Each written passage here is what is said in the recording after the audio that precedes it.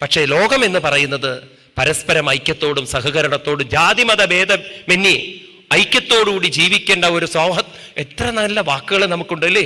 സോദരത്തേന വാഴുന്ന നാടാണ്, വസുദൈവ കുടുംബമാണ്. ഇതൊക്കെ ഒന്ന് ഹിന്ദുക്കൾക്ക് പറയാനേ പറ്റുള്ളൂ. ഉപയോഗിക്കാൻ പറ്റുമോ? ഇതൊക്കെ പ്രായോഗികമാക്കാൻ പറ്റുമോ നമുക്ക്? എല്ലാ വാക്കുകളും നമുക്കുണ്ട്. മഹാത്മാക്കൾ പലതും പറഞ്ഞു വെച്ചിട്ടുണ്ട്. അതുകൊണ്ട് നമ്മളെങ്കിലും ഇതെന്നൊക്കെ ഉയർന്ന് ചിന്തിക്കണം. നമ്മളൊരു പുതിയ സംസ്കാരത്തെ വാർത്തു കൊടുക്കണം ലോകത്തിൽ. അവിടെ നമ്മൾ പറയേണ്ടത് വ്യക്തിവികാസത്തിന് മതം വേണം, എന്നാൽ ലോക നന്മയ്ക്ക് വേണ്ടത് പരസ്പര ഐക്യവും ഒത്തൊരുമയും കൂട്ടായ പ്രവർത്തനമുണ്ടെങ്കിൽ ഒരു രാഷ്ട്രം ഭൗതികമായും പുരോഗതി പ്രാപിക്കും. അവനവന്റെ ആത്മീയമായ പ്രയത്നങ്ങള്, സാധനകള് അവനവനെ ആത്മീയമായി പുരോഗതി പ്രാപിക്കും. ശരിയാണോ ഈ പറയുന്നത്? കുറച്ചുകൂടി നിങ്ങൾ വിശാലമായി ചിന്തിച്ചാൽ നിങ്ങൾക്ക് ഉത്തരം കിട്ടും. അതുകൊണ്ട് നമ്മൾ ഇതിൽ നിന്ന് ഇവിടുന്ന് പഠിക്കേണ്ടത് യജ്ഞഭാവനയിലാണ് ലോകം വെച്ചത്, പുരോഗതിക്കാണ് വേണ്ടി വെച്ചത്.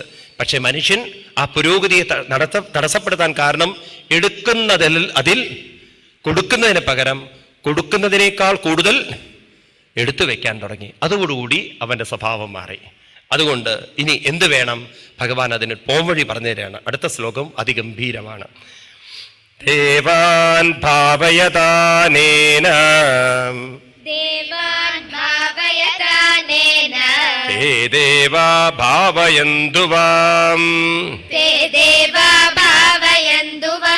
പരസ്പരം ഭാവയന്തം ശ്രേയ പരമവാപ്സ്യതാം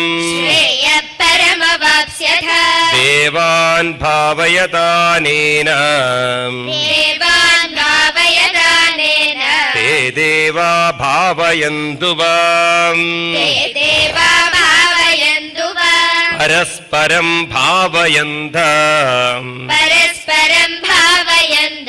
ശ്രേയ പരമവാപ്സ്യതാം പരസ്പരം ഭാവയന്ത, പരസ്പരം അന്യോന്യം ഈ യജ്ഞഭാവന ഭാവയന്ത, എന്നാൽ ശ്രേയപരമവാപ്സ്യത, നിങ്ങൾക്ക് ശ്രേയസ്സിനെ, പരമമായ ശ്രേയസ്സിനെ കൈവരിക്കാൻ സാധിക്കും.